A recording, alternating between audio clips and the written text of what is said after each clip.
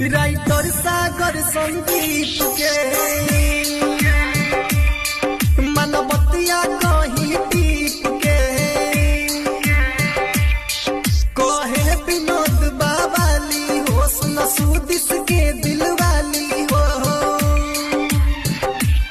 सुनो आनंद जय रंजन के सुनो आनंद जय रंजन के मना लो अपना बोली से तू ससुरा जही बुडोली से तू ससुरा जही बुडोली से मार भसरक तारा गोली से तू ससुरा जही बुडोली से मार भसरक तारा गोली से तुहर हो तब सदी जईबू ससुरा।